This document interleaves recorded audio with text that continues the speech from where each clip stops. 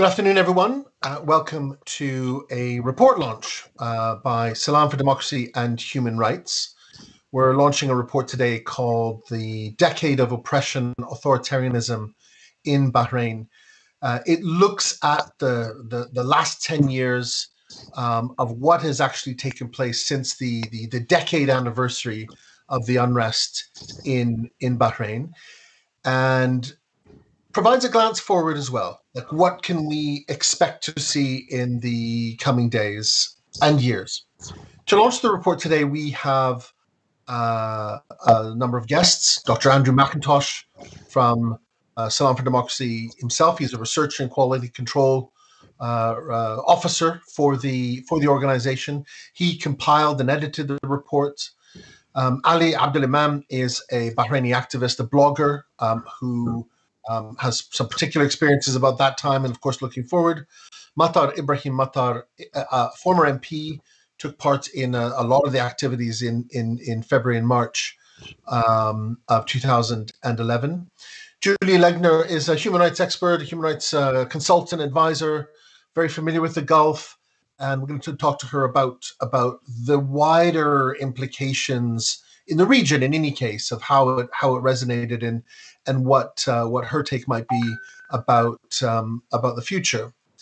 And Staci Strobl is joining us from Wisconsin. She's a professor in criminal justice. So we're going to have kind of a historical criminal justice perspective, and we'll finish today with Masana Ndinga-KangaCIVICUS from CIVICUS, she's the MENA Advocacy lead.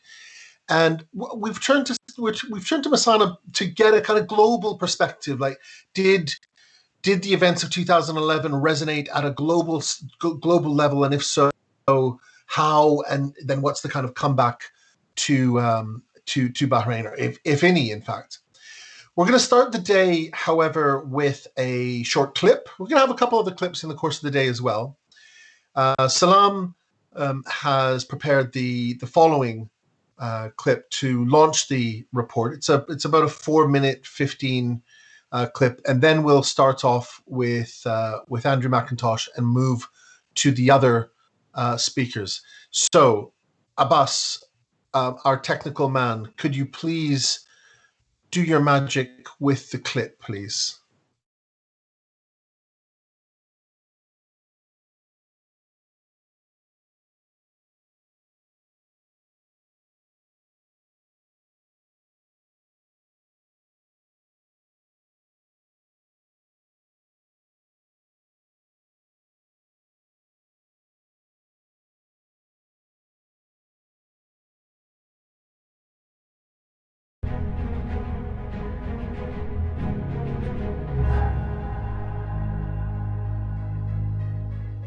Pervasive torture, violence and oppression in Bahrain over past decade. On the occasion of a decade of Arab Spring in Bahrain, Salam for Democracy and Human Rights will launch a comprehensive report titled Decade of Oppression, Authoritarianism in Bahrain, 2011-2021. Upcoming report compiled by Salam for Democracy and Human Rights, Decade of Oppression, Authoritarianism in Bahrain, 2011-2021, has documented authoritarian practices and prolific human rights abuses in Bahrain over the past 10 years. The report finds that contrary to the Kingdom of Bahrain's promises to reform following a violent crackdown on protesters during the Arab Spring, which started in February 14, 2011, there has been little to no accountability for perpetrators of violence against civilians. In fact, several members of the security forces who notoriously for engaging in excessive force have been promoted, while the use of torture and forced confession remain common practice on the island nation.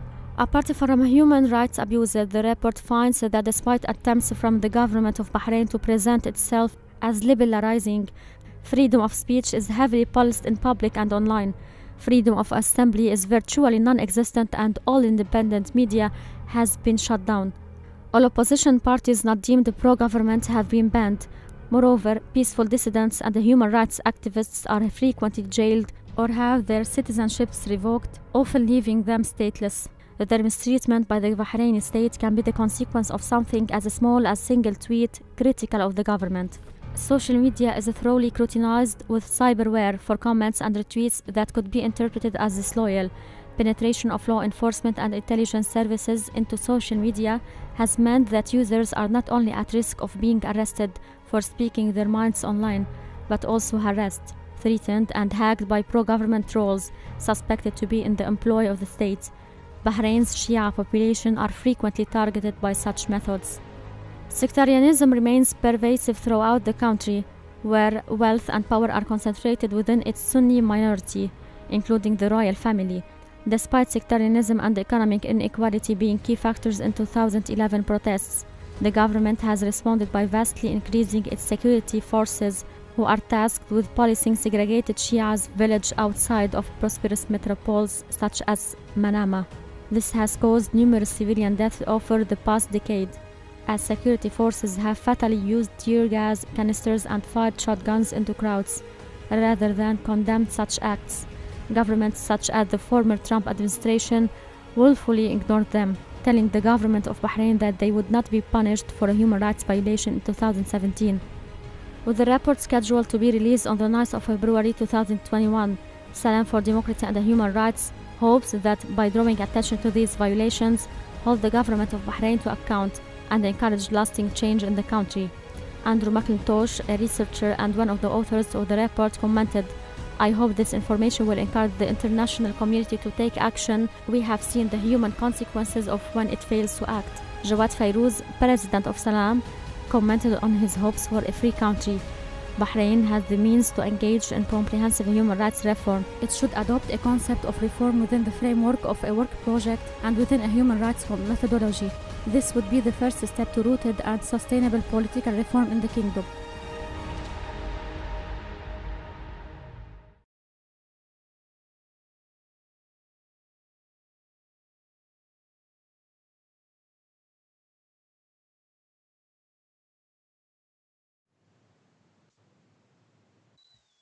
Terrific. Thanks, Abbas, for showing that. We're going to get today's discussion and webinar underway by talking with the editor, main contributor, main writer of the report. Andrew Mclntosh is a researcher. He conducts social and media research, data analysis, and as I said earlier, he's responsible for the kind of quality control for Salam DHR's output. He obtained an MA in social cultural history and a PhD in media history from the University of Essex in the UK. His master's and PhD dissertation focused on the use of propaganda, nationalism, and gender in mass media and its relation to different situations, obviously. He has a background in education, journalism, and human rights advocacy.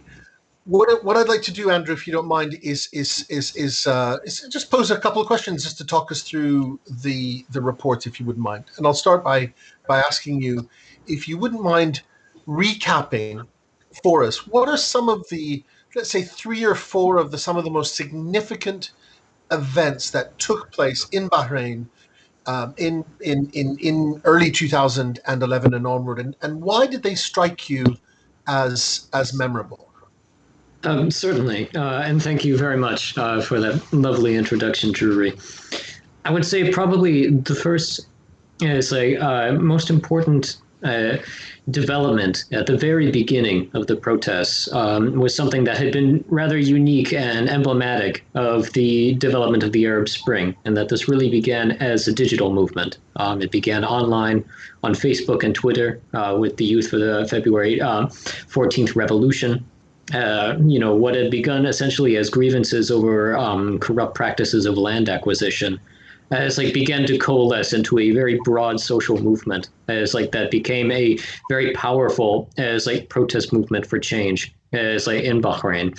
And in 2011, I remember specifically, this was very important in movements such as Egypt as well, where there was a tremendous amount of optimism about how the internet would be a democratizing, liberalizing force in Middle Eastern politics, that it was a way to essentially circumvent channels that were built on government control, as something that we have seen is no longer true. And one of the things that we see from the very beginning of the Pearl Uprising in Bahrain was a tremendous amount of promise of the sort of liberalizing nature of technology and how that narrative was being, used as the catalyst for political change in the Middle East at the time. I would say another major event that I think was extremely important was the reoccupation of Pro Roundabout. Early on, protesters and tents had been cleared out by Bahraini forces, and days later they returned as police withdrew about 15,000 people of essentially major disparate ideological inclinations, essentially to protest the government's treatment, to pressure for Republican reform, to pressure for increased freedoms to the press, for assembly, for anti-sectarianism, and much a moment that showed there was a tremendous amount of popular support and a tremendous degree of solidarity and determination from the Bahraini people as well to continue these protests, despite the fact that numerous civilians had already been killed at that point. I think another really important event that occurred was on the 22nd of February with the Martyrs' March, which was essentially to mourn the deaths of people who had been killed during the unrest, where we saw really the apex of the protests reach about 150,000 people, again, of essentially, a massive broad ideological spectrum that had joined the movement at this time. This was a moment where police and other public servants had begun joining the crowds, and it looks like it very much could have been a tipping point where people were no longer demanding reform, but really wanted to see the regime make a radical transformation at this point. And for a brief moment, it looked like that might have been a realistic possibility. That being said, I would say one of the conclusions of the Pearl Uprising is also one of its most memorable, and that is the level of coordination that had occurred between the Gulf Cooperation Council, particularly in the use and deployment, rapid deployment of Saudi and Emirati forces within Bahrain, which does a great deal to suggest that whilst the government had been promising reform and dialogue, it had actually been working with the GCC to ultimately suppress what they viewed as a dangerous rebellion. Wow. Okay, that's quite a lot there. So much to unpack just in those three very big points. The report goes on to analyze, Andrew, the role, the function of the BICI report, and oh goodness me, sorry, it's all happening here. It forms a pivot for the report and the kind of the promises and the what could have happened, the promise for reform and justice that it contained, but it was never fulfilled. And the report kind of forensically goes through the ways in which it was never fulfilled. What's your assessment of why, in effect, the BICI, the Bahrain Independent Commission, why did that fail? I would argue that it was never meant to succeed. Part of that had to do with the fact that this was a great deal about creating narratives. One of the main narrative that wanted to be created after the violent crackdown that had occurred in 2011 was that Bahrain was open to international investigation and open to making reforms, taking suggestions from the international community, taking suggestions from the United States and the United Kingdom. It did invite experts from the UN to come, despite the fact that it still has not invited, special rapporteurs on human rights to visit the country since 2006, and it continues to not do so. It did allow them to make conclusions that actually openly contradicted their own findings that they had circulated domestically. However, it really has not, made an effort to enact the recommendations of the BICI Commission. And one of the things that we've seen is that it had very little intention of doing so. This has to do with the history of the island itself, where responses to sectarianism as to democratic movements have always been heavy-handed. That goes all the way back to when it was suzerain of Great Britain. It goes all the way back to its medieval history, as when the Al Khalifa family initially conquered the island. There is very little appetite within the corridors of power in Bahrain to truly engage in democratic reform. And it's like because it jeopardizes their hegemony over the island. And it's like what it does want to do, however, is create as like essentially an image that it is reforming and that it is liberalizing to the international community, particularly so it can attract investment and that it can maintain its important strategic position in the Gulf. Okay, that's a rather bleak assessment. If indeed it is the case that the BICI report and its findings and its recommendations were never intended by the authorities to take effect, what then does the report say about the prospects for reform now? I mean, are we talking about tinkering on the edges at best? What would reform look like in that context? Well, from a human rights perspective, I think it is important to acknowledge that there is always the possibility of reform. It's like sometimes it comes quickly, sometimes it comes very slowly. I mean, we can see that, for instance, with the ICC and how it has managed to try war criminals from the former Yugoslavia. I mean, justice can be done over time, as like, even if it is greatly delayed. As like, as unfortunate as that is. One thing that is very important at this point in time is really to continue encouraging international pressure. It's like for accountability from Bahrain. Yeah, it's like one of the main goals is like of state media in Bahrain is to make it appealing as like to international markets, as like to create this idea that it is far more tolerant than it actually is. And one of the main ways that change can be enacted is from the international community, where you make a strong statement as like to people who are involved in these trades saying, you should not trade with Bahrain when it is engaging in torture. You should not do business with Bahrain when it is breaking international law by revoking people's citizenship and making them stateless. You should not do business with a country that does not allow freedom of speech, press, as like assembly. As like, and these are values that almost all of the international community can truly get behind.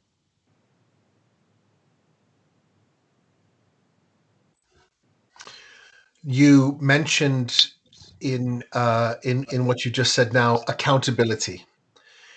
And my last question to you is about that. What, I guess you're looking to the long run.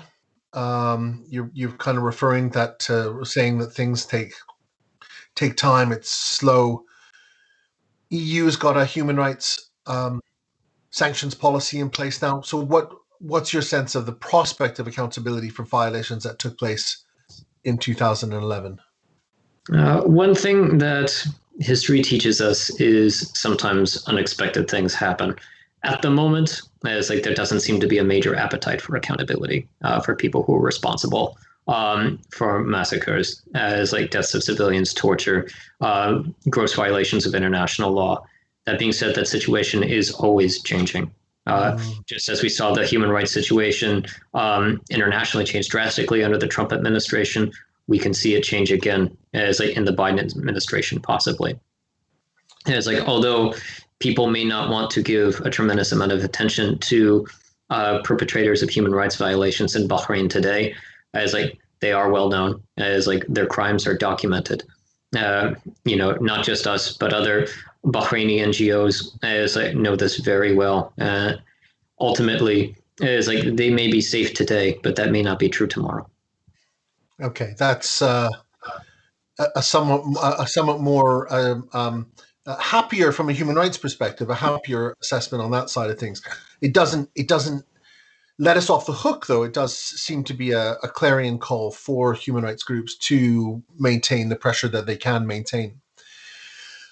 Before we go to Ali Abdulemam and the other speakers, I would like to ask our technical man, Abbas, to show a couple of clips, 3 clips, including Professor Simon Mabin from Lancaster University, the journalist Bill Law, and the human rights activist Tara O'Grady. They're very, very short. And after those clips are shown, that talk about the decade that has gone by, we'll come back to Ali. So just bear with us, and we'll show those clips now. Ali, Abbas, over to you.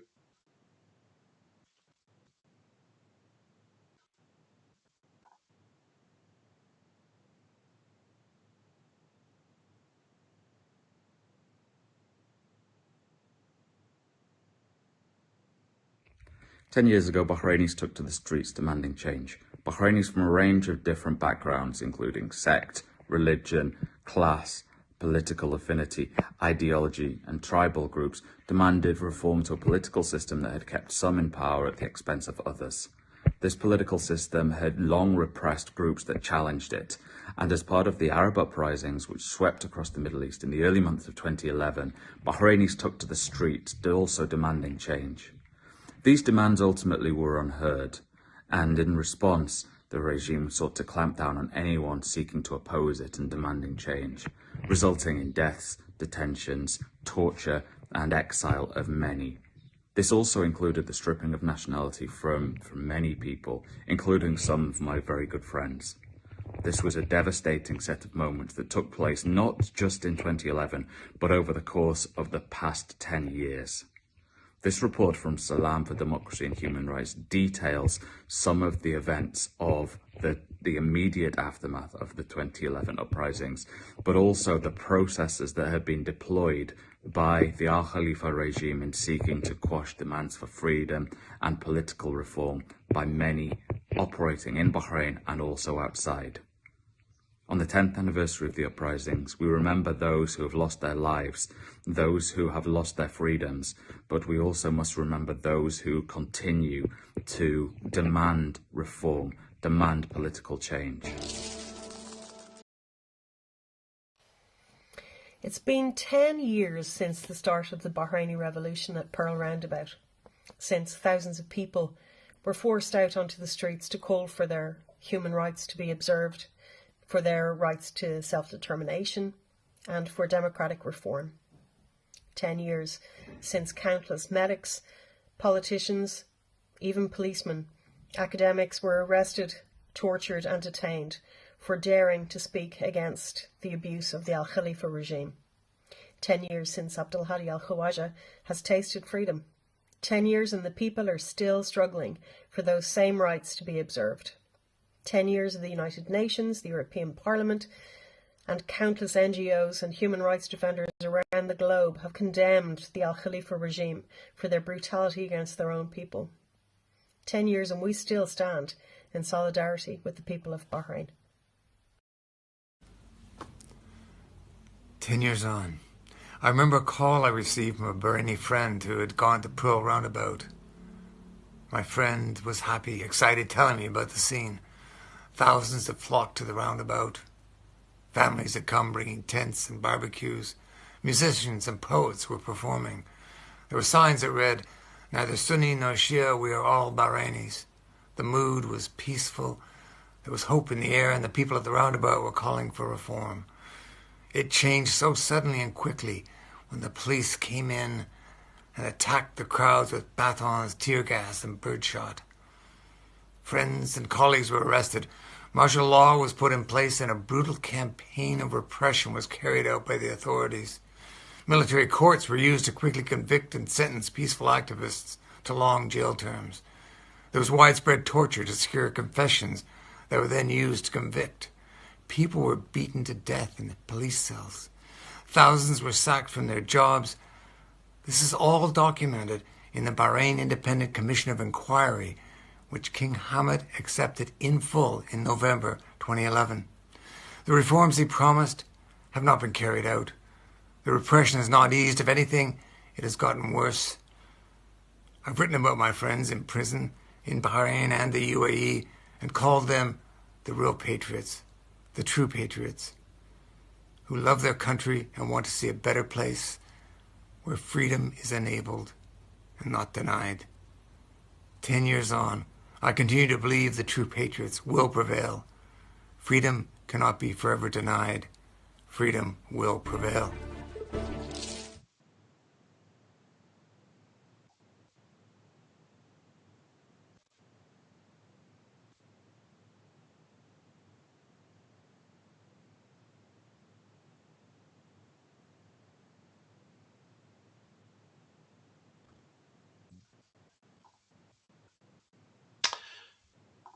Thanks, Abbas, for showing those clips.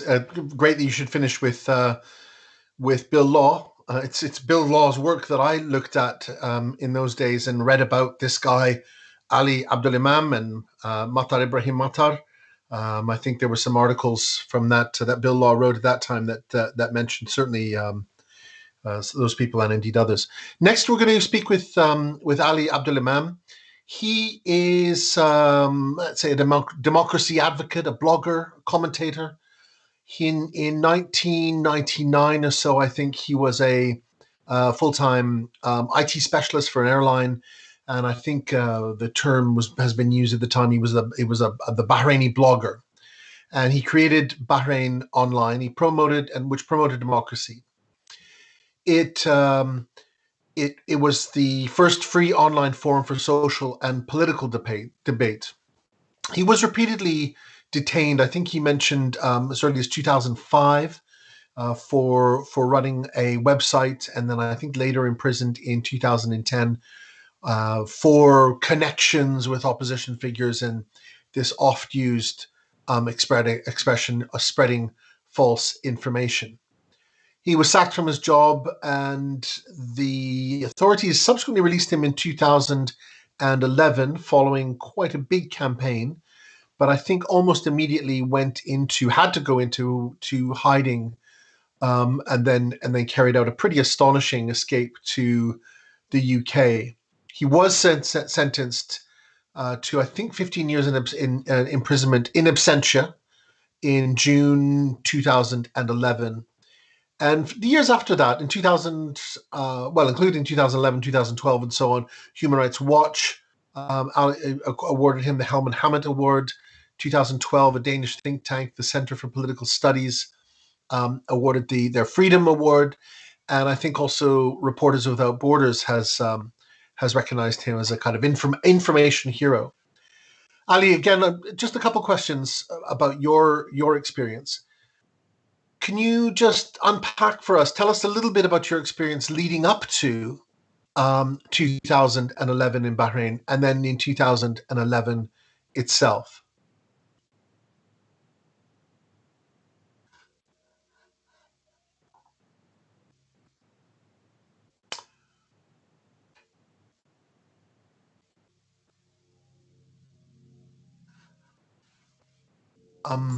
Hello, can you hear me now? Yeah, good. Thanks. Yeah. Sorry, the mic was off. Okay, so I was in prison when the uprising in 2011 happened. I was arrested in September 2010. Okay. But I was arrested among other 500 activists, political activists, human rights, clerics, and others. So the country was in a silence mood. Nobody were able to talk. Everybody, even the elite, the political elite, the human rights activists were shocked with the security storm that happened in September 2010. We were subjected to severe torture, me and my colleagues, and that's what leads to the uprising in 2011. There are some things that regionally pushed for this uprising, but internally there is a valid reason for the people to uprise and demand that their voices to be heard. You were talking about the history, and this is 10 years marking the anniversary of our uprising, but let's not forget important 2 points, that 10 years is around 15 to 20% of human life. So those who were arrested in 2011 spent around 15% from their life in the prison, and for no valid reason except they are human rights advocate or defenders like Abdul Hadi al-Khwaja, or political leaders like Hassan Mushemi and Abdul Wahab Hussein or Sheikh Ali Salman. The other things is we are marking as well the 100 years of this, the civil rights movement in Bahrain. Since the 20s, from the last century, the civil movement in Bahrain starting to demanding more right and more freedom and more representative in the country. And it's sadly to say that after 100 years, the situation in Bahrain now in all of the spaces is worse than before. So every period instead of we are moving toward a better future, we are moving to a worse situation that it will make it very hard to reverse it if we want to do that in the future. Well, okay. Just you talked about your experience prior to 2000 and 2011. What were the kind of issues that were coming up in your blog in the years leading up to your arrest? What are some of the memorable stories that you remember from that time? It sounds like there was already a groundswell of demands that led up to the 2011 sort of eruption. What were some of the things that your blog discussed? Well, I believe the issue is not what I've written. Mm-hmm. The issue is that I prepared and provided a platform for the normal people to talk and express themselves instead of the regime or the government that controlling all the traditional media, either it's printed media or air media. So this is the main issue, that I'm allowing even the normal guy or person on the street to have his own views being reported and read by thousands. My website became #1 since it's been launched, I can say, until it's been closed. Many people, it's been the source of the information if you want to do to read about any subject or any article. If you mention some successful stories, I can mention to you that one of the ministers, for example, when they asked him, don't you read the newspaper? He said, I'm only reading Bahrain Online. And this was in his meeting. So this is to tell you how much we go into inside the regime. Another story is one of the chief editor of the local newspaper leaked to me some circulation from the Ministry of Information that ordering them to say this and not to say that, because he cannot publish it in his newspaper, so he leaked it to me. We exposed some many corruption cases, especially with the Ministry of Education, with other companies. We also happened to be the first media outlet to talk about Al-Bandar Gate or Al-Bandar scandal. We were the only one who published the actual report at that time because everybody was afraid. It was a very sensitive case at that time. Nobody was there to publish Ali, it. sorry to interrupt. Just remind people what the Al-Bandar Gate was. What did that particular individual put together? Could you just, in case people don't know what it was, can you just give a summary of the Al-Bandar report? Well, Salah Al-Bandar, who's a Sudanese British, used to work for the government as a consultant, and he was having an access to a very sensitive and secret information from the government. And for some reasons, he started to write and gather evidence about the plan from the government. He claimed to be that it's Atiyat Allah from a part of the royal family, that they are planning to destroy the country by naturalization, by prohibiting the Shia from certain positions, certain jobs. And it was shocked because this is we know all about this, but it was the first time that this report come with some evidence and from a body that belonged to the government. And because this report was so sensitive and so important, the government arrested him and departed him in the same day. And until now, the Al-Bandar is still one of the main, you can say, pinpoint for the civil movement in Bahrain. Every time we are talking about the situation in Bahrain, we have to refer them to Al-Bandar and what was going. I remember in 2008, I was in United States, and we have a meeting with the state secretary there, and I was telling him that about the situation in Bahrain. I was just passing by this sentence. Have you read Al-Bandar report? And he was saying yes. And it was strange because they were interested to read it and know what it was in it. Okay, look, thank you for that. So much to take on board.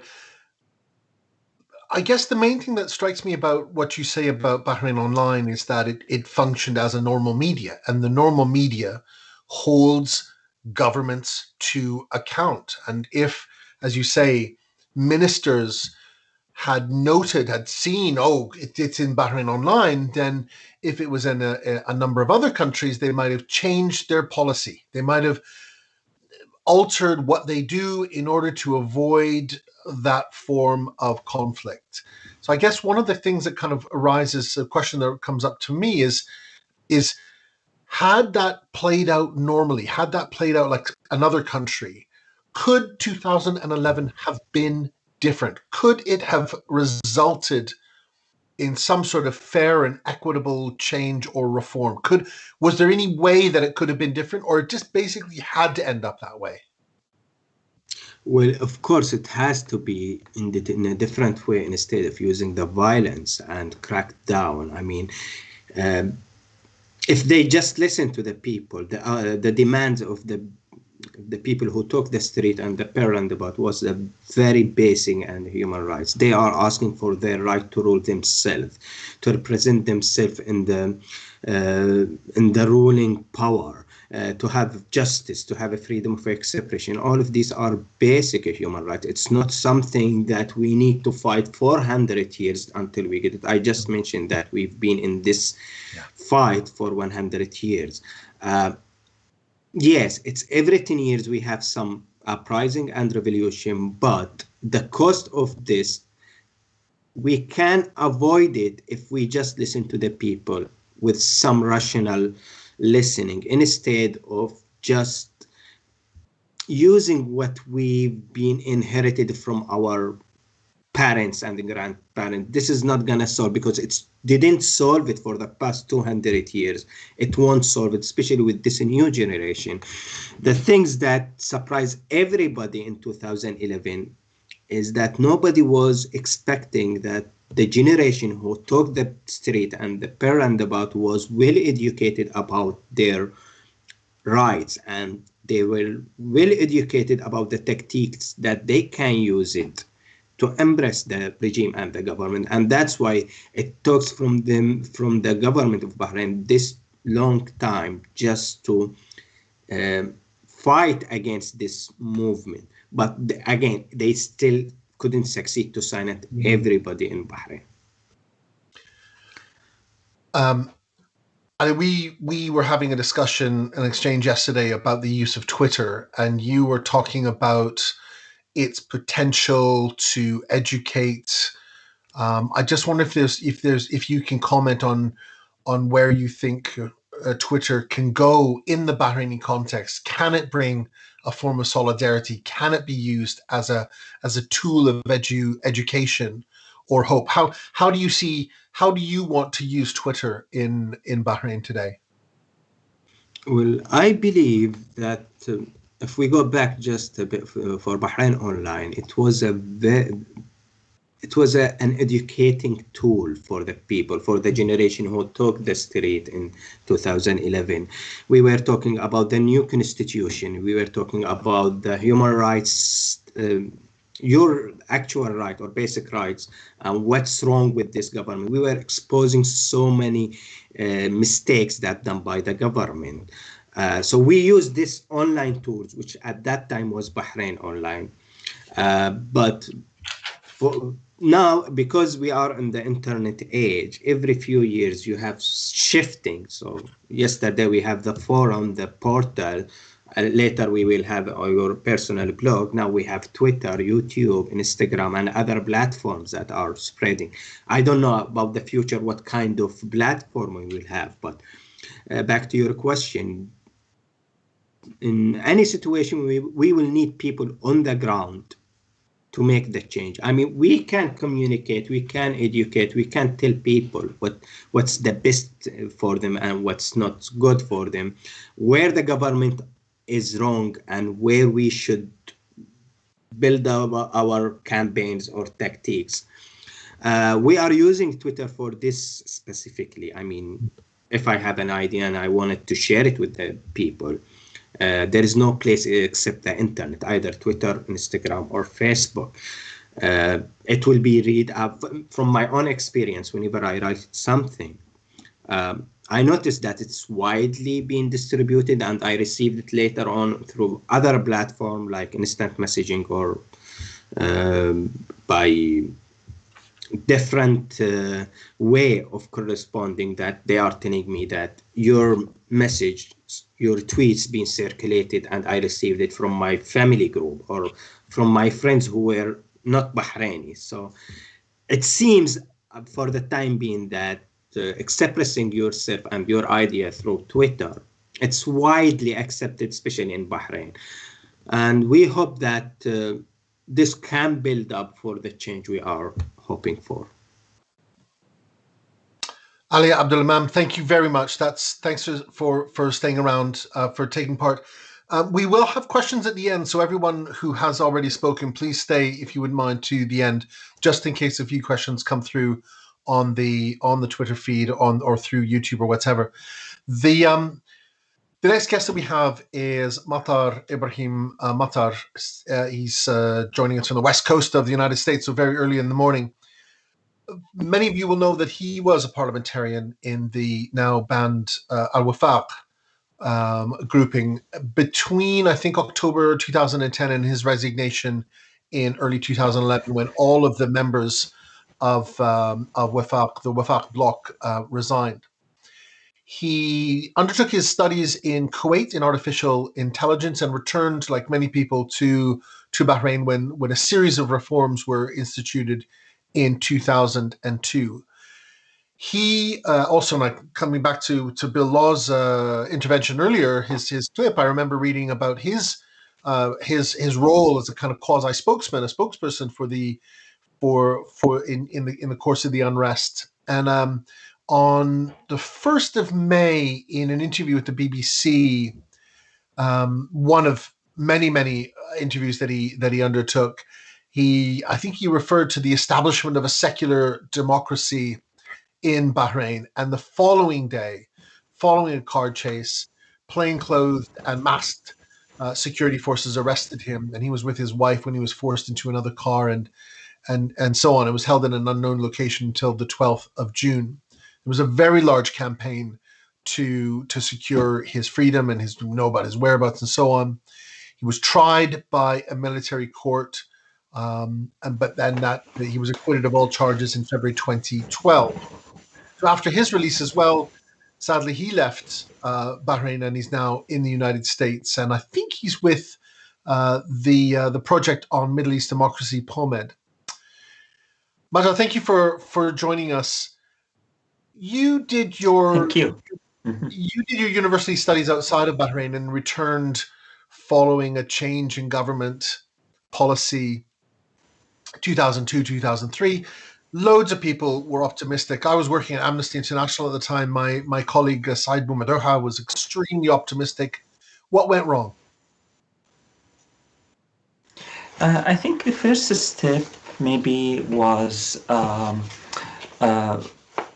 having a constitution without a vote, without a referendum. This was a step back and far away from the expectations. And I think one of the problems, let me talk about the opposition part, is that we were judging the government based on their statements. So they said that they want to take the country to constitutional democracy, constitutional monarchy. And we were judging them and questioning their steps that this is not a constitutional monarchy.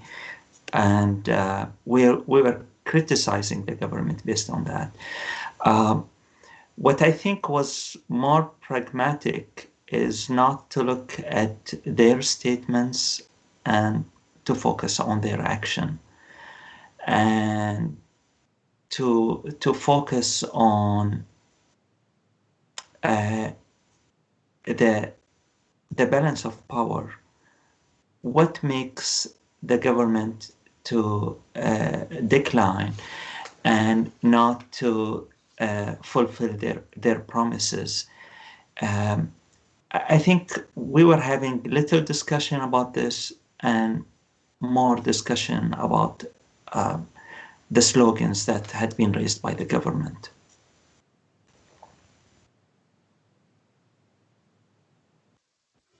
Okay, so it's balance of power question. If you could go back and do it all again, not that you necessarily would,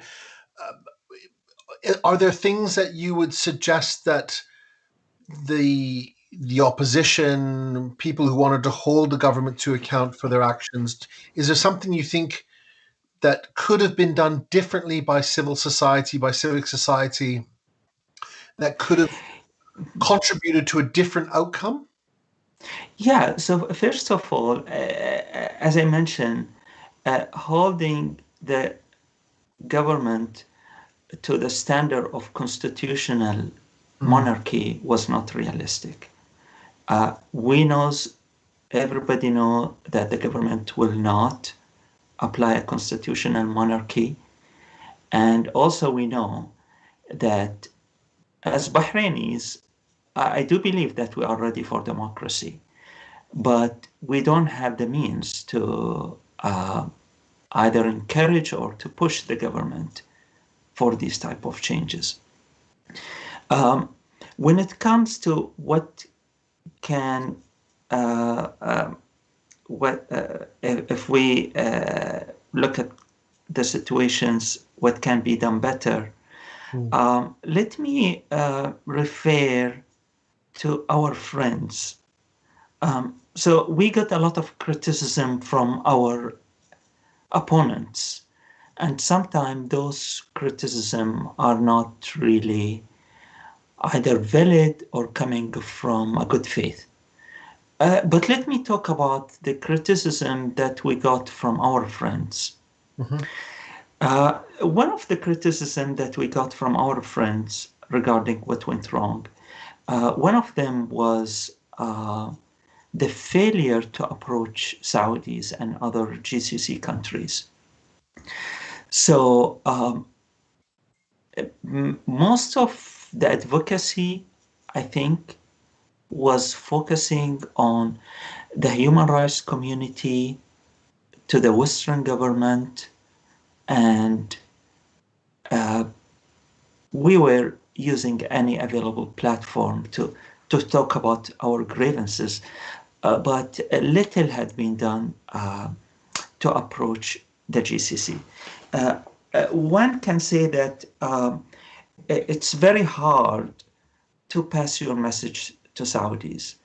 And I agree with that. But at the same time, I can say passing a message to the Americans, I don't consider it easier. It's very hard for a country like US to really consider and take a situation like a situation in Bahrain, take it seriously and look at the grievances and demands for democracy and human rights. US have their grand strategies in the region, which had been ongoing for decades, and shaking those grand strategies was not an option for the Americans, and it's very hard to even encourage the Americans to revise their policies in Middle East in a small country like Bahrain. So whoever will say that approaching Saudis is hard, for me, I consider approaching all regional powers and international powers is hard. Approaching Americans is hard. Approaching Iranians is hard. Iran have their own agenda, their own interest, and they decided to speak out about the grievances of Bahrainis. This is not because the Bahrainis were successful to convince the Iranians to speak out about the grievances of their own grievances. It's the Iranian interest and the Iranian ideology and the Iranian calculation which lead to this policy. And if someone wants to go and convince the Iranian with other policies, it will be very, very hard. So it's hard to have influence on everybody, not just Saudis. So this is one thing. Another thing is, I think,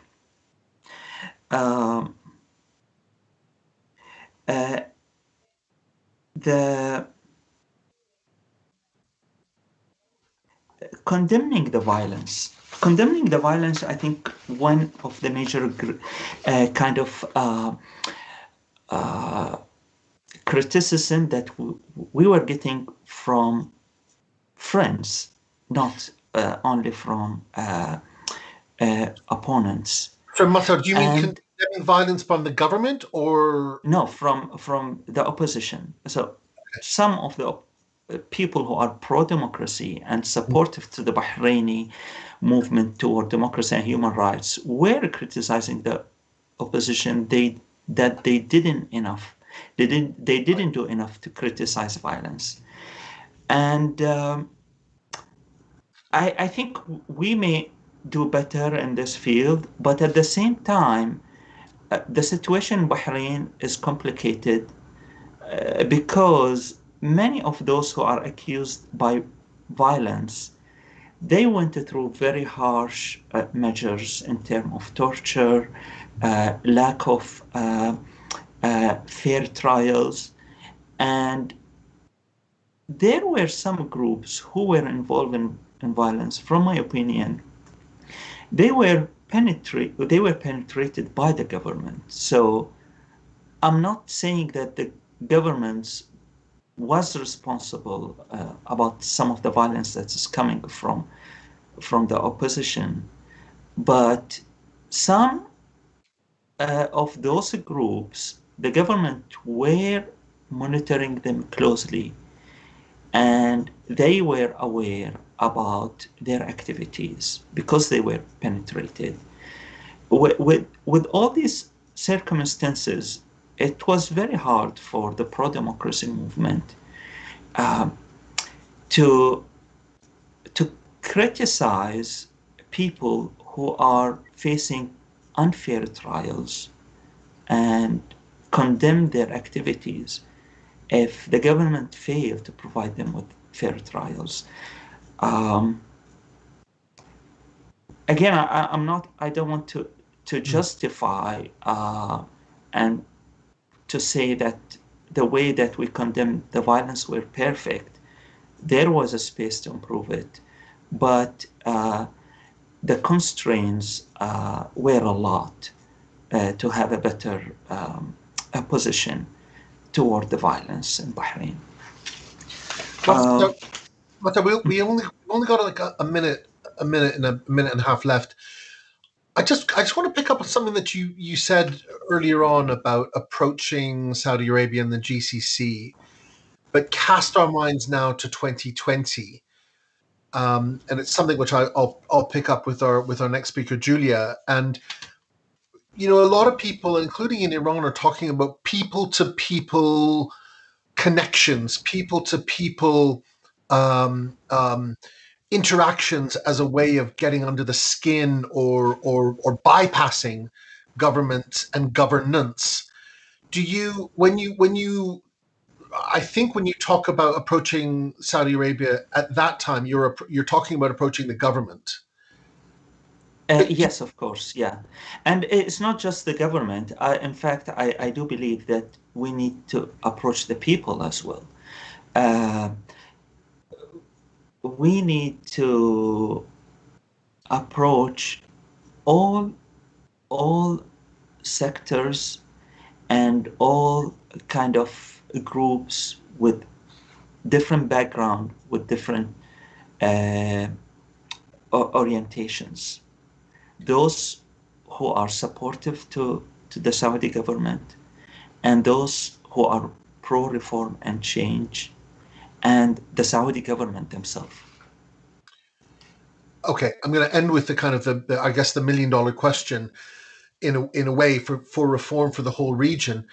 Is that kind of connecting with those people, you know, from Manama to Jeddah, from I don't know, from Muscat up to Kuwait City, are those kind of connections even possible now?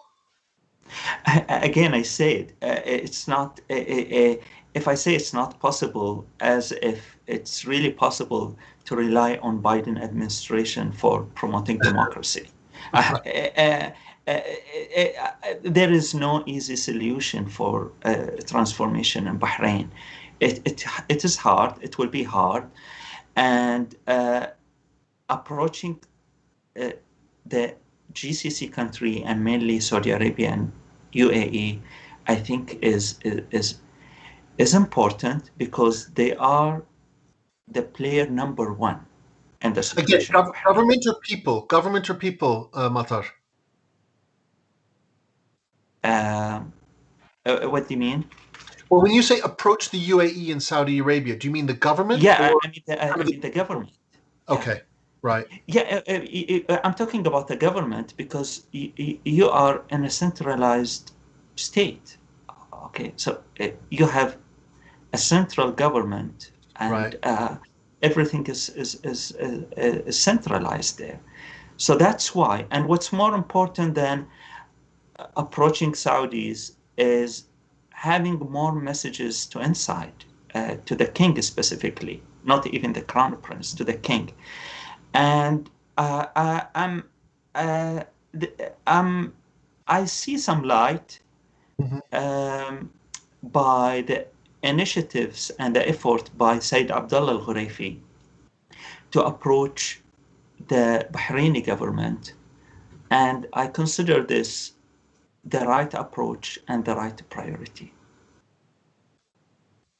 Okay, we have to end it there, but Matar, those are some of the most interesting ideas that we've talked about that look to the future. Look what's coming ahead. I think maybe we'll touch on some of those with Julia Legner, who we're speaking with now. Matar, thank you so much. Do stay around if you can.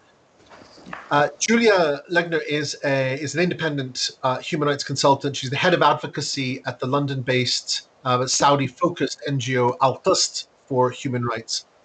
She has over 7 years of work experience in providing legal advice and advocating on behalf of victims of human rights and labor violations in the MENA region. Very, very familiar with the Gulf. She's the co-founder of the Geneva-based legal advocacy outfit MENA Rights Group that those active in the civil society sphere know very well. She has a BA in Arabic and International Relations from Westminster University in London, UK, and then an MA from SOAS, the School of Oriental and African Studies. Julia, thanks for joining us. You've worked a lot in the Gulf region. I've worked with you in the Gulf region over a number of years. When you look at it as kind of outsider, an observer, but somebody who's been involved in these matters, how do you think that the unrest in Bahrain at that time impacted on the region or the sub-region, the Gulf as a whole? And do you think at the time there was any other Gulf state that had quite the same kind of experience? What was your sense of 2011 looking back in the GCC? Well, I think that the Bahraini experience in the GCC context was quite different from what we saw happen in the other Gulf countries. When this wind of revolution swept the region, we saw mass protests, demonstrations. In Bahrain, we didn't really see that. In the other countries, where we did see a bit of unrest here and there, but nothing to the same extent. And I think that it has also to do with the makeup of Bahrain. I mean, as we've heard before, the history of Bahrain, the fact that a majority is sort of ruled by a minority, and there have been several instances of this dynamic playing out, which is just a little bit different in the other Gulf countries. I mean, there has been discrimination also against the Shia minority in Saudi Arabia. There's been discrimination against the Bedouin population in Kuwait. I mean, discrimination, I think, is a common theme. But the way the uprisings played out in Bahrain, I think, were unique, and I think they sent quite a chill to the other leaders of that region. And what we then see, I think, where it becomes more similar again is how the governments of the region reacted to the overall movement in the MENA region. Because I think it was what we could witness really is that there were more and more demands by the people throughout the MENA and in all the Gulf countries for more fundamental liberties and rights, and be that political participation or really just the right to freedom of expression, free assembly, and so on. And the governments of the region then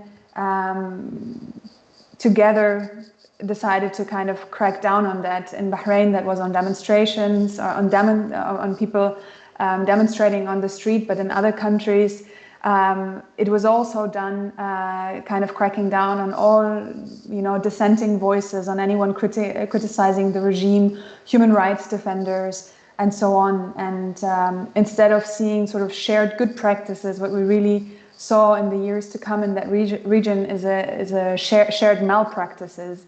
And that was really like the acquisition of surveillance technology to spy on their own population, to spy on communication, to kind of track the peaceful dissenting voices in their countries, to then really relentlessly crack down on them, to develop these kind of cyber armies and to occupy these spaces like Facebook and Twitter that were initially used by people across the MENA to be able to communicate and to show solidarity to each other, that were then conquered by the cyber armies of the governments in the region.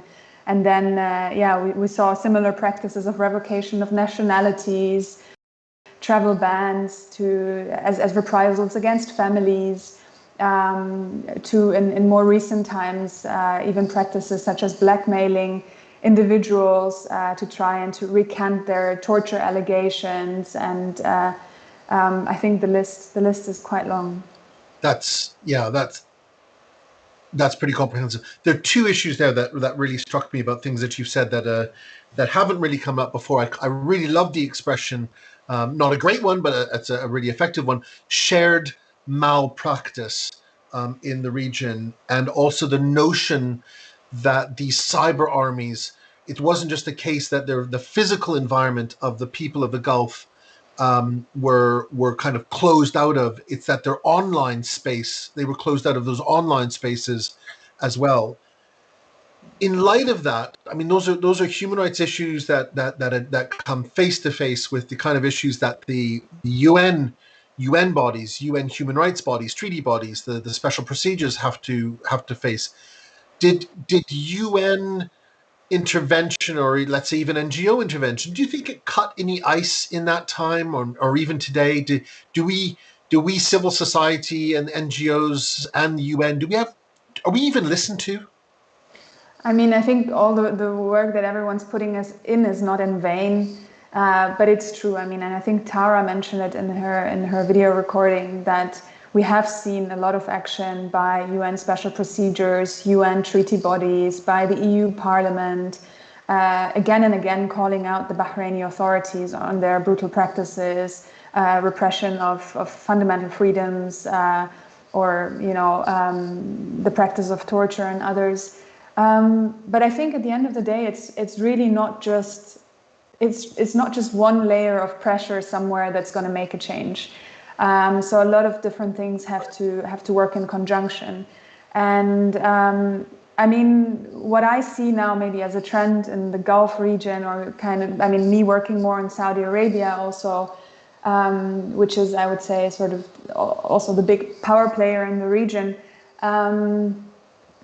is that, or actually one point that would lead me to that, that I mentioned, that I didn't mention before, but that also kind of comes into the regional dynamic, is that all these governments also use sort of a reform narrative, both to weaken social movements within their own countries, but also to appease their allies abroad. And that I think now has become a tool also by civil society to try and hold them to that narrative, or to deconstruct that narrative. And it is sometimes working. Like if we look at Saudi Arabia, for example, I think we saw a bit of a paradigm change with the accession of King Salman to power, and then his son Mohammed bin Salman to crown prince. Having worked sort of in the human rights field prior and then after, I would say that before, the Saudi authorities didn't care so much about their reputation, you know, in front of international multilateral organizations or Western governments, because they had so much economic, political capital that they thought it was necessary how the world viewed Saudi Arabia. And then that has changed with that new leadership or government. And I think they're now really trying to portray a modern reformist image. And that is something where you can quite easily show the discrepancy between reality and narrative.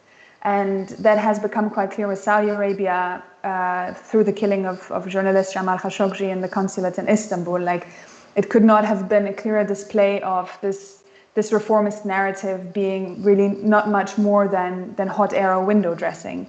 And this, I think, has also been a catalyst in a way for the Western, you know, societies or, you know, politicians to become more outspoken and critical of Saudi Arabia, which in turn has also a rippling effect in a way with the other countries in the Gulf. And I think civil society mobilization, also mobilization of Saudi activists in the diaspora that have appealed to politicians, have like things, you know, working together. And then we've seen on the UN Human Rights Council level, like joint statements by UN member states calling out Saudi Arabia. Things, I mean, unprecedented, that never happened. Saudi Arabia not winning its seat on the Human Rights Council.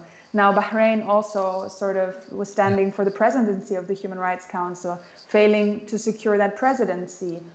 And I think we are seeing that there is a shift in dynamic, and that the international community is more willing to speak out.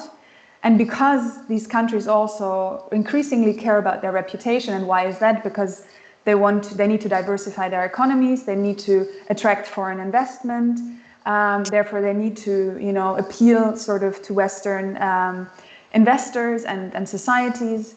This is where we have leverage, and I think this is where we can come in and we can change somehow the dynamics. No, that's really a lot of things I'd like to unpack there, but we're running out of time. I want to just ask you about something similar, but again, slightly different. We enter 2021 with the now gone Trump administration having overseen the so-called Abraham Accords. The GCC states appear to be in a process of reconciliation. New administration. Coming back to the idea that I think the hopeful bit, I think, from what you've just talked about, is this about how civil society is deconstructing this narrative, this reform narrative, putting these things in a mix. How do you see that unfolding going forward? You know, the Abraham Accords on one hand, reconciliation, Biden administration, more accountability that the civil society groups seem able to generate. Where's that going? Where can that lead us? I think we have some good cards to play with. I would say that it's probably quite naive to think that a new US administration is going to bring peace and democracy in the Middle East. But clearly having an administration, a Biden administration, will be will be, more of an ally to achieve some of those goals jointly than the Trump administration that basically just handed out like the carte blanche to Mohammed bin Salman and the rulers in the region to commit violations as they see fit. So, I mean, we have seen, for example, the reconciliation with Qatar after the Gulf crisis, which some people might say was also like a move by Mohammed bin Salman to reduce tension and to appease the incoming US new administration. And I think we've also, for example, seen in Saudi like a reduced sentence in a way for some of the women human rights defenders, and an earlier release for them, which we read as signs of the Saudis kind of making concessions to secure still good economic relationships with like their main partner, the US. But we've also seen at the EU level, for example, like recent resolutions, and we've also seen the annual report of the EU Common Foreign and Security Policy that just speak about the opportunities for the region in the future. And I think foremost, everyone is quite clear about wanting to have an end to the war in Yemen as soon as possible. There's a call to EU governments to stop arms sales to the warring parties.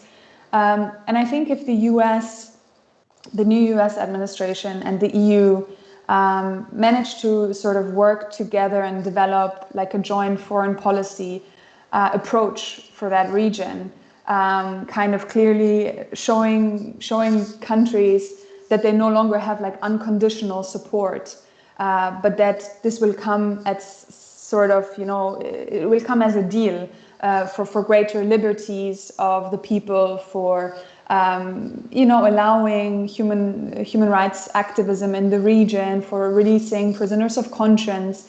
I think it all bears well, and I think, as I said previously, like this be a magnitude of different factors that will play into a real, genuine reform on the ground. I mean, the people that are probably the most important are the people in the countries themselves.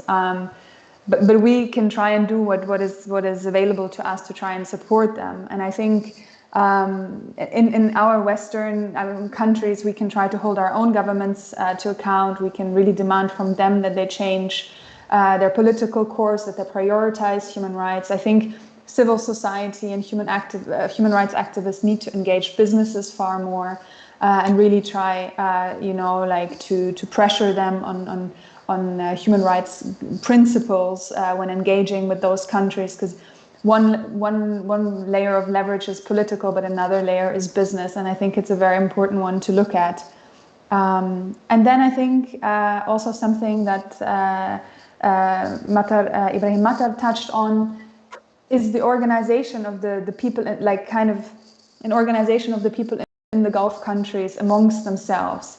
And the Bahrainis have always been, I think, very well organized, and you have a lot of Bahraini activists in the diaspora, but you have a lot of other Gulf activists in the diaspora too. And I think, judging from the Saudi perspective, but maybe also a little bit on the UAE, Kuwait, Oman, and so on, that I see people from in the diaspora also coming together.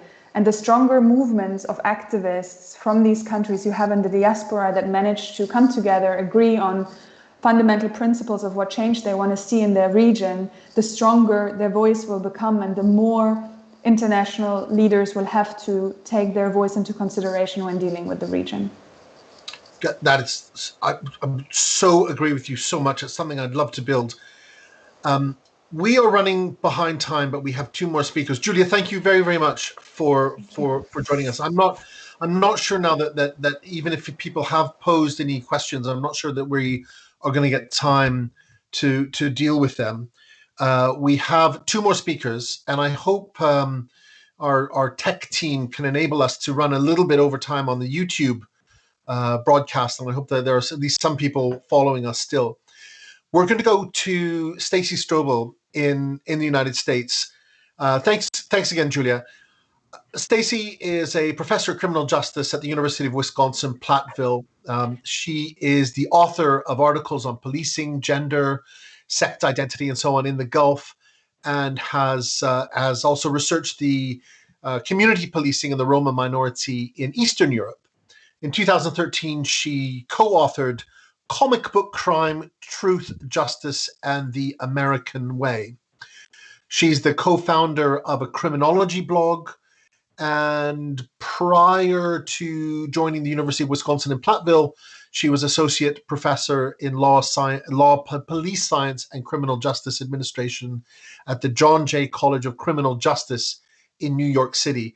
She has joined us in the past on initiatives that with Professor Simon Mabin and the CEPAD project, and has of course been a special guest with us on the Salam DHR meetings.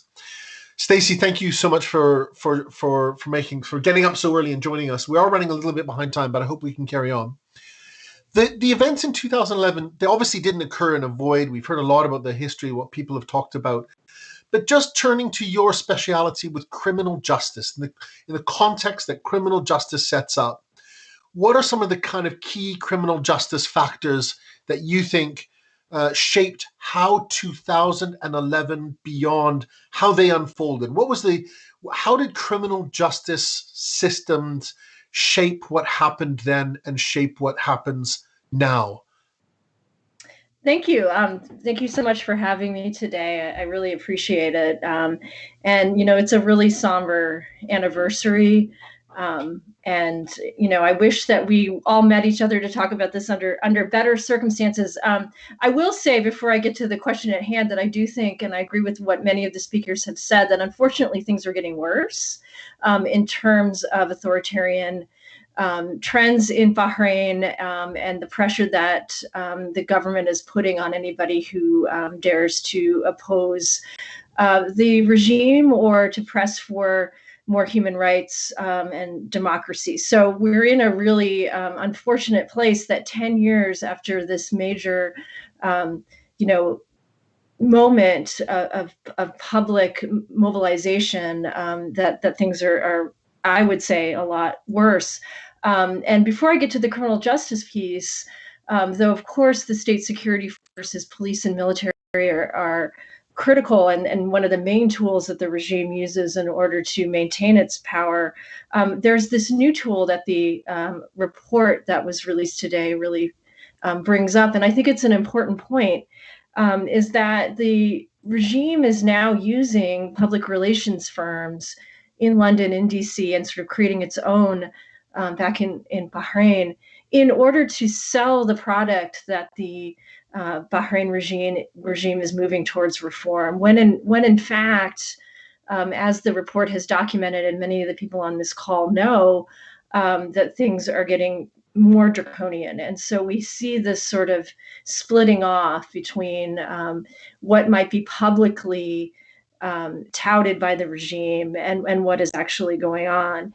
And I think that this is one of the main findings that we have to be aware of, that reports like the one by Salam DHR is really important for countering a political relations machine. And of course, the regime has plenty of money to dump into such a machine. Arguably more than perhaps the human rights folks may have to spend on this side of things. But I think one of the things that when I think about 2011 and what has happened since then, one of the questions I ask myself as somebody who takes a really historical approach to the criminal justice in the country, but also to some of the larger political trends in the country. Is this a different moment? Was 2011 a different moment? Was it a particularly extreme moment, or is it a part of a long legacy of similar things? And I do think 2011 has some different characteristics in terms of the public mobilization. I think was probably cut across more sectors of Bahraini society than previous attempts at reform going all the way back to the early 20th century. I think the use of social media and the connection to the larger sort of Arab Spring going on in the region was also different. But I want to point out some of the things that are enduring. And one of the things that is enduring is the sense that there is an internal enemy, that the regime has selected or sort of deemed that some portion of their own citizens and residents and inhabitants are acting against them. And therefore, in that sense, you have these quite often sort of states of emergencies and withholding or sort of pulling back on constitutional reforms of the past. And so you get these cycles. And a lot of people who follow Bahrain history say, every generation, there's this new sort of unrest and then this new clampdown that has to do with this enduring conflict between the regime and its people who do not enjoy democratic representation, who do not have their human and civil rights. And so we see, if we go back, we see the 1920s, then the 1950s, and the 1970s, and the 1990s, and then of course 2011 as having their own sort of flashpoints. And I know we don't have a lot of time, but I just want to point to one of the things. The report is absolutely excellent in being sort of a one-stop shopping for the kinds of atrocities that are going on. It does a great job of painting a historical picture, and its recommendations should be taken up. But I think one of the things that I could offer in terms of further contextualizing the report is why. And of course, we don't have a lot of time, and why is a big question. But I do think we want to point to the two historical disruptions in the past that have been really played out over and over again. And just briefly, we have the conquest in the 18th century of the Al Khalifa. And then we have the second disruption, the British colonial project, which really ramps up as I argue in my book, Sectarian Order in Bahrain, really ramps up to being a full project by the 1920s. So these two historical disruptions, they never get resolved. And it's really like a double layer of colonialism. You've got the colonialism that comes out of the Arab tribal experience of the Al Khalifa moving into the littoral Gulf, and then you also have the colonialism of the British, and the British do come in and note that there is regime Al Khalifa oppression of groups in Bahrain, particularly the indigenous Baharna. Some of the leadership in the sort of colonial machine in the Gulf early on attempted to perhaps do something about that, but ultimately the larger interests of the colonial Pax Britannica kind of mode in the Gulf essentially sort of sells out any of this kind of liberalizing moment. And so then what we see here is a state. The Al Khalifa was never, should we say, it's always been a very fragile state. It never has had popular support. It's always had to use its, early on, its Fadawi, which is sort of the proto-police, to keep control. Once British colonialism comes in and the modern police force is established, many of the sort of regime protecting modes of criminal justice in the pre-colonial times are sort of absorbed into the state policing apparatus. And so we see things like the lack of representation of Shia and other minorities in policing, the use of foreign mercenaries, if you will, or recruiting people in from Sunni countries that are going to be perceived as potentially regime loyal against this internal enemy. And so this fragility is really underlying this entire experience, which is really, really interesting, I think, because it belies sort of this larger problem. And so I think what a lot of the reason we need to take a historical approach is to see that this is going to keep playing out again and again every few years, unless there's some kind of resolution. And then as a final note, I want to point out, and this is sort of where my work potentially is heading, is we have to understand two pieces. that haven't come out enough in terms of folks looking at a historical viewpoint. And that the first thing is that the indigenous population of Bahrain, after the Al Khalifa conquest, were enslaved by the Al Khalifa.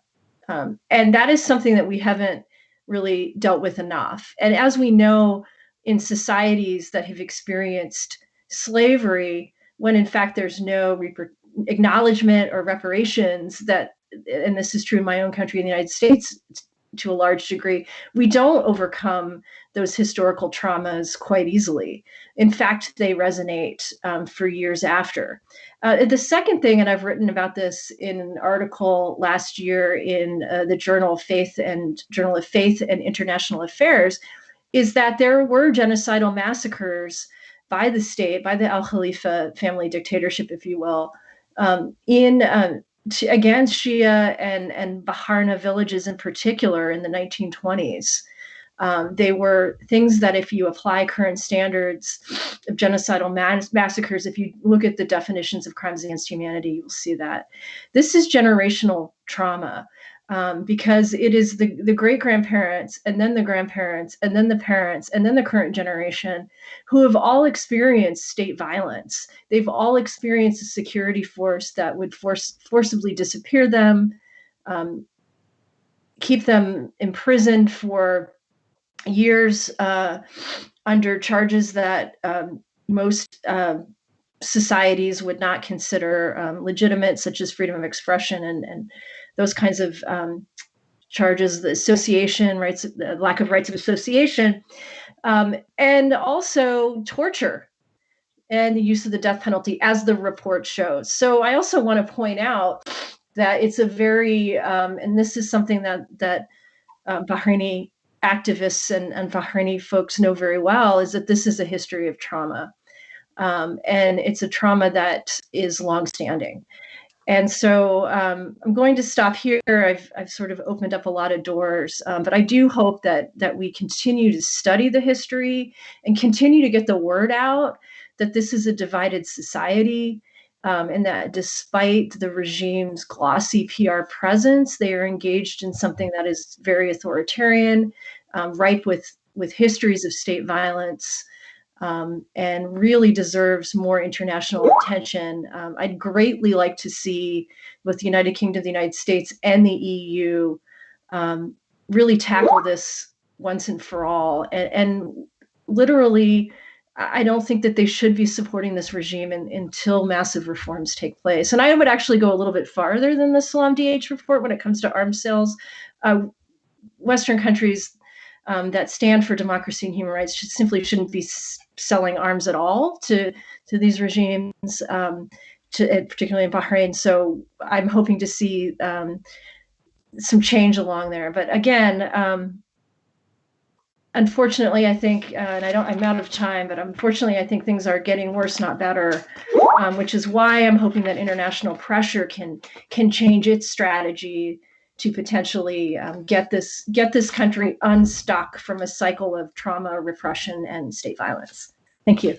Staci, thank you so much. You have opened up a number of other things that the whole question of enslavement, slavery, the trauma, but also one thing that I think we forget about quite a lot is that historical inheritance of structures that are actually being replicated to this day. I mean, loads of stuff that we could carry on talking about. We are running behind time. We have our last speaker, certainly not not least by any means, because it brings us the global context. Masana, we're going to speak for about 10 minutes in the kind of normal way that we would have done anyway. We're okay. Keeping the YouTube space alive. I think we've sadly lost our Arabic feed, however. Masana Ndinga-Kanga is with Civicus, which is a global umbrella body for civil society. She is the MENA Advocacy lead. She is a long-term participant in Bahrain Matters. She has worked with the Bahrain Center for Human Rights and other and other groups in Bahrain and indeed across the Gulf and MENA itself. So she works to I think, ensure that civic liberties are respected for groups advancing human rights in the MENA region, and of course women human rights defenders as well. As I understand it, Masana is the lead country researcher for a UNDP reports and possibly article forging a resilient social contract in South Africa. Civicus is based in South Africa, for those of you who didn't know. She is a graduate of the London School of Economics, and she has an MSc in Political Economy of Late Development. Masana, we have about 10 minutes. We're going to keep going anyway. I think what we've probably lost is the opportunity for other people to ask questions, unless our tech people tell us that there are some burning questions that people wanted to ask. But I just want to go to your experience about Bahrain, Gulf, MENA region. 2011 was unprecedented. Did it impact on the global discourse of civic society, civil space, and if so, how? Yeah, thanks, Drury, and thanks again to our wonderful panelists and for yourself for facilitating, I think, such an informative and critical event. It's been such an honor to be able to listen in on the discussions, and I've certainly learned a lot more about Bahrain and some of the parallels that we've seen globally. We know that the spring uprisings will go down in history books for mass mobilization, but I think what was unique, particularly around the narrative that emerged at that point for civil society and social movements in particular, was the call for more than just development, that there was a language around justice that was demanded, I think, as Staci had said, around reparations, around meaningful participation, and what critical democracy looks like beyond just electoral systems. The other thing I think that was critical and has been mentioned extensively in this discussion is really the Arab Spring highlighted new ways of organizing that opened up, I think, the possibilities around social media, but also heightened the visibility around the work that women and youth organizers do that is often unseen. And there have been some wonderful policy and practice implications, which I'll speak to a bit later.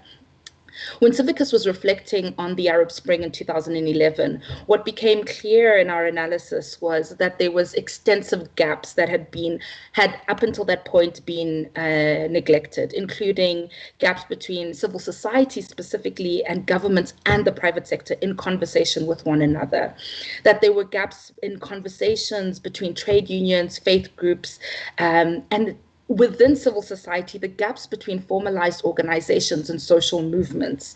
And of course, the Arab Spring was, one of those mass mobilizations that removed, for those civil society organizers who took part, the mantle or the umbrella of being a resourced, financed institution able to deliver change. It became clear that change is in the masses.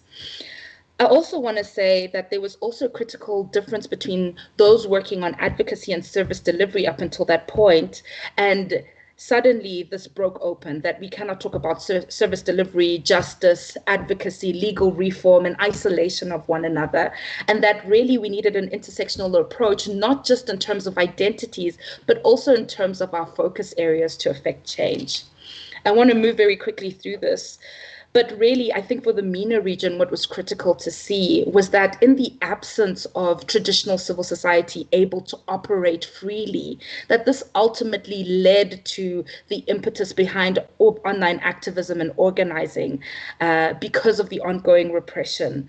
And the suggestion, much like it is today, is we need to invest in processes that allow the development of loose, broad-based coalitions. And I want to add to that, particularly for the MENA region, and Bahrain in particular, that it is critical in these moments to resource the diaspora and exiled communities to affect change, which we've seen as a critical output of advocacy in these times. Oh, you're muted, sorry. Feel free to go by. You've already opened loads of cans of worms, some of which we've already touched on. I mean, I guess coming back to the last point that you've raised, which resonates with me, the creation of loose and broad-based coalitions. is that, and the use of kind of non-traditional forms of organization, if you had the opportunity, not just amongst us who are kind of mainly focused with Bahrain here, but more widely, Julia, as you know, works a lot with Saudi Arabia. Others here have got connections with Kuwait and other places. We're involved in the statelessness body that works across the region.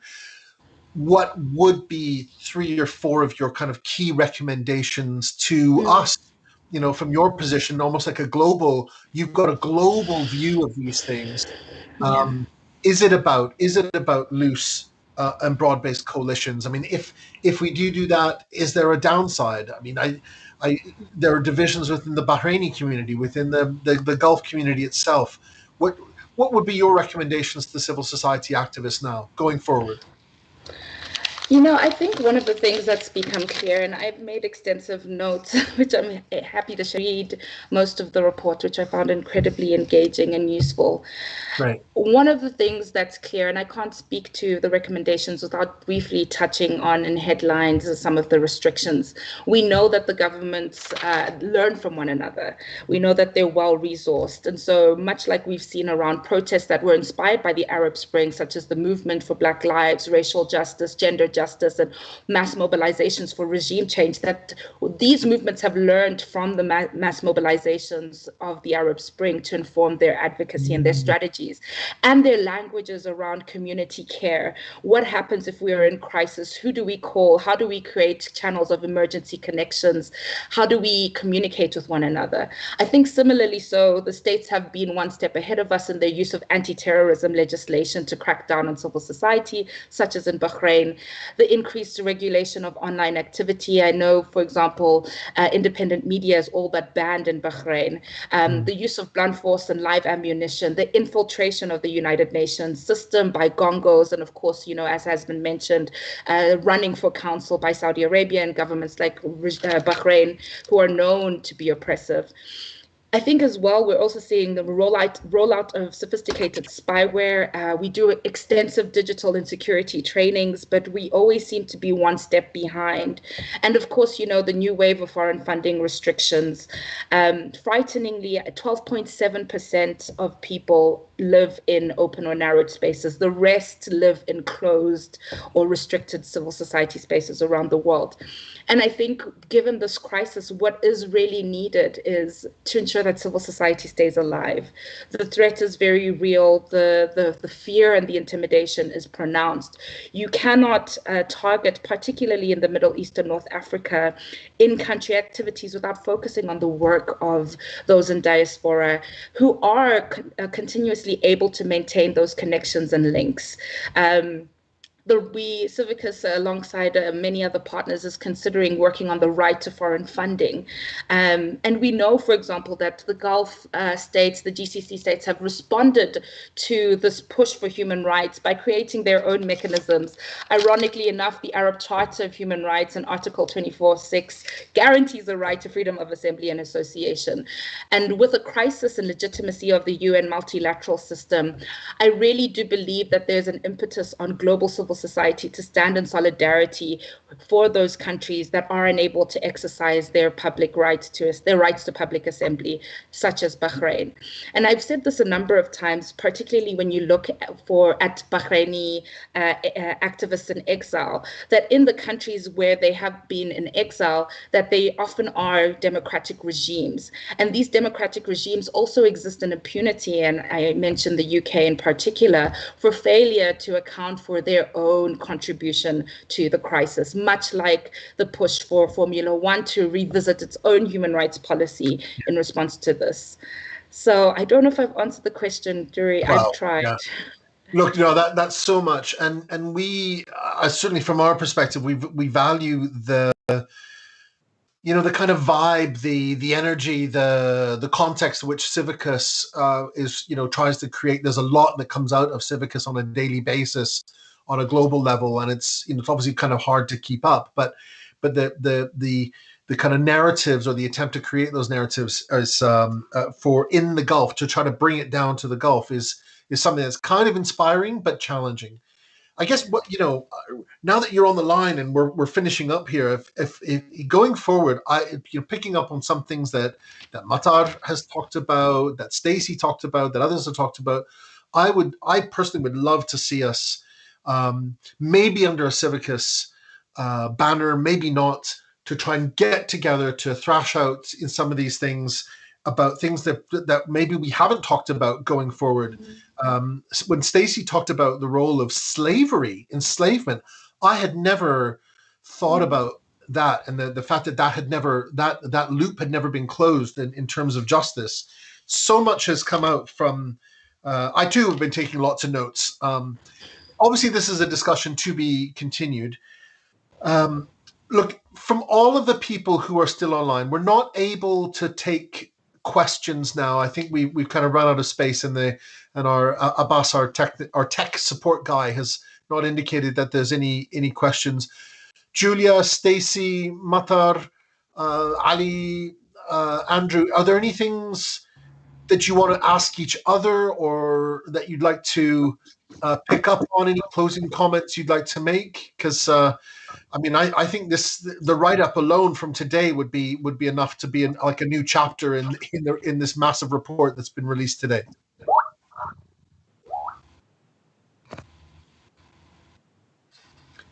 Anyone want to jump in? I mean, I'll give it a minute if anyone wants to have any other closing comments.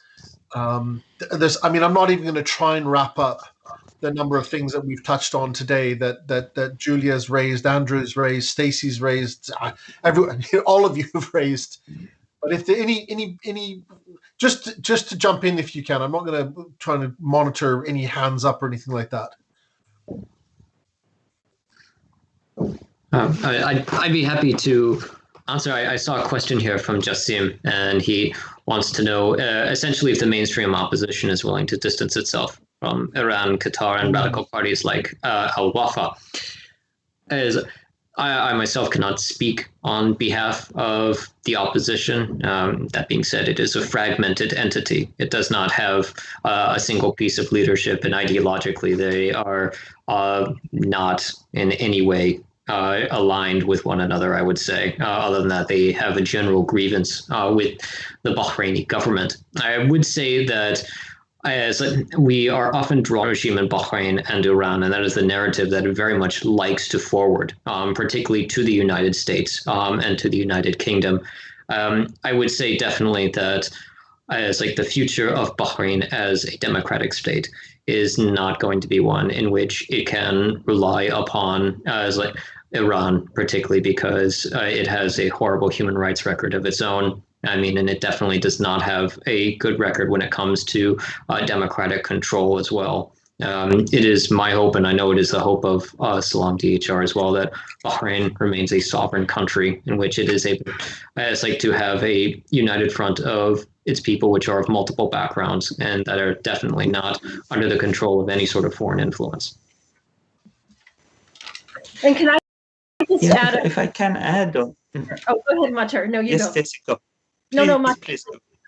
Oh, I was just going to say, I think it's part of the sort of public relations machine and to really work towards this mythology that Iran has a hand in the opposition, when in fact, all the credible scholarship that's been done on this issue shows that really there's no allegiance to Iran by any of these groups, any of the major opposition groups. And I think this is a really important fiction that is driving, unfortunately, a lot of the UK, EU, and US policy. And so this is one thing that really desperately needs to be cleared up. And so Iran may make some overtures at times that they want Bahrain back or something. This is really not a big part of their policy. But I think more importantly, even the sort of more religious sort of Shia groups that are in the opposition, they have no interest in being part of Iran. Their movement is clearly about civil rights, human rights, and democratic engagement. And so we really need to, as folks that are trying to work on this issue, really correct this mythology so that it's not getting in the way of meaningful change. Thanks, Staci. Matar? Yeah, I emphasize on what you mentioned introduction to me when I spoke about the Bahrainis who were seeking for a secular democracy. The Iranian model doesn't work for us, and we don't want a religious-based regime in Bahrain. What we want is a secular regime. We are a small country. We are not in a place to be for or against what the Iranians are for. So they need to choose how do they want to do their transformation toward a secular democracy. As Bahrainis, we will not be part of any activism inside Iran. It's their issue, and it's their path. How do they want to make it?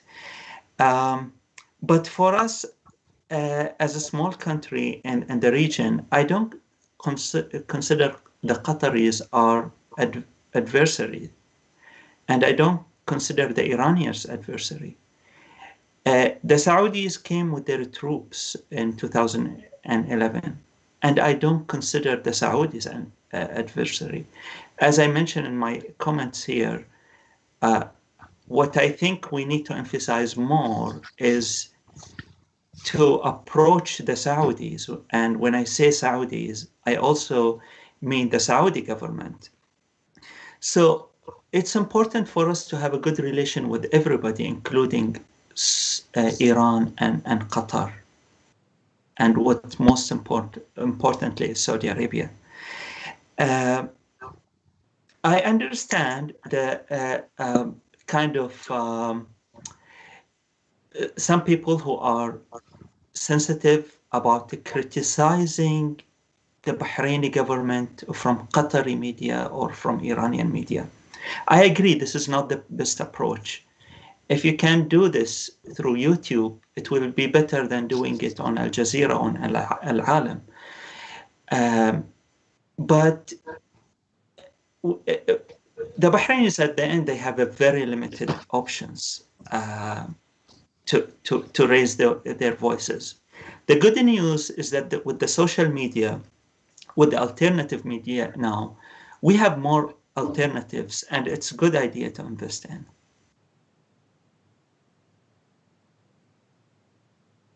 Thanks, everybody. Ali, did you want to say something? Yeah, I'll just jump in a very short comments. It's we all agree that what Bahrain needs is to move toward the reform. The issue is Bahrain is a small country and it's in the middle of a conflict zone. We have two big neighbors, Iran and Saudi Arabia. I always get this question, when do you want to get back to Bahrain? I said there are some conditions, but one of the most important conditions for me to get back to Bahrain is when we have a problem between me and my government. I have to be able to resolve it inside Bahrain. I don't need to go to London or DC or Riyadh or Tehran to solve my own problem. Iran is a big country in the region, and it has its own interest as well as Saudi Arabia. If we want to talk about facts on the ground, there is no problem on the people of Bahrain or on their demands of being able to live with dignity and with their human rights, basically human rights. There is a problem with our neighbors who doesn't want this. I will just refer you to that hate speech that been broadcasting with the GCC countries, including the Saudi Arabia, that it's not just saying that we are kafir and we should be killed as a Shia. It's just they extracted us from our roots, that we are Arab. No, there is no Shia Arab in the GCC. I'm just mentioning this to highlight the mentality of the Saudi regime. Saudi regime will not accept the idea of me to be exist. That's why they are attacking Yemen, and they are making pressure on Kuwait and in Iraq.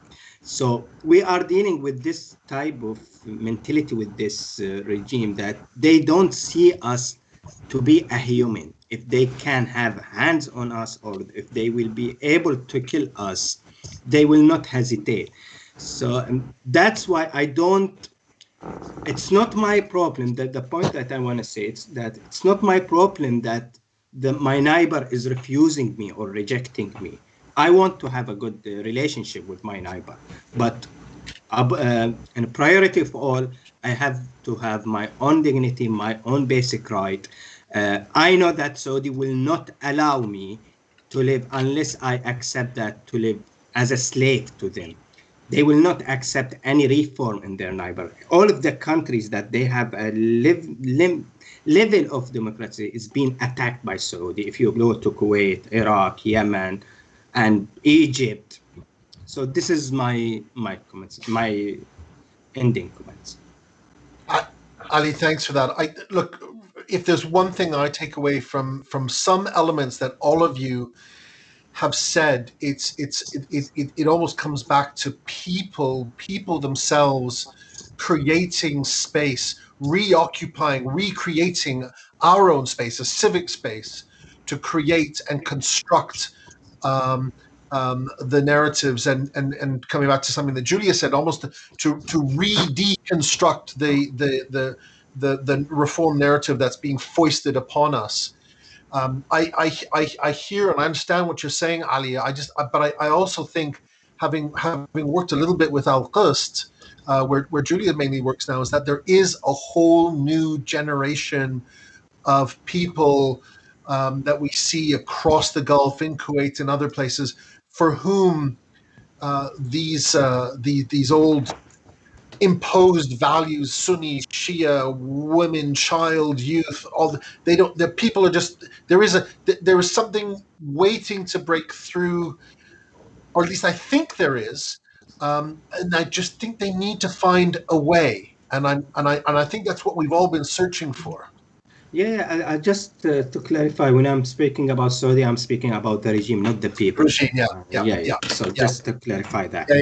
Yeah. No, I agree with you. I understand what you're saying. I agree with that point. And none of the governments are particularly friendly on these points. Some you can have a bit more of a pushback than others. You know, the fact that that Hassan Johar was elected to the human rights, the parliamentary human rights body. So not elected, appointed, or is taking part in the Kuwaiti Parliament's human rights body. That's really encouraging. Hassan Johar, who is a Shia, is such a breath of fresh air for discourse on human rights in Kuwait and other places, and that brings hope for situations like the Badoon. Look, we've really gone over time. This has been a really great conversation. Any final burning things that any of you would like to say, or maybe Matar and Staci would like to go back to bed? If I might have just one more small thing to say. One of the things that we have addressed in this report is essentially how the current situation in Bahrain is connected with its history. Historically, Bahrain has very much been the victim of its geography, where it has been sandwiched between great powers and has had to rely on a suzerain for a protector. It's like it used to be the British Empire, now it is currently Saudi Arabia. It's like one of the things we want more than anything is for Bahrain to chart its own destiny. And one of the ways that we can do that, and by enabling it to be a country without sectarianism, without gross human rights violations, with freedom for all, is by giving it that ability. To where it no longer has to be part of these great global struggles, and that it can chart its own course. No, that's great. I think that's where we have to leave it. Everybody, thank you so much for taking part. I am going to sign off. Masana has already just left anyway. She had to go. And I think we have to get on with our day, and maybe Staci and Matar can start their day. Everybody, Julia, thank you so much for taking time from your time as well. Everybody, thank you so much. Thanks everybody who stuck around on YouTube to watch this through to the end. And hopefully we'll come back to this another day. Lots to unpack, lots more to do. It hasn't ended. And I'll speak to all of you very soon, I hope. Thank you. Thank you. Take care. Bye.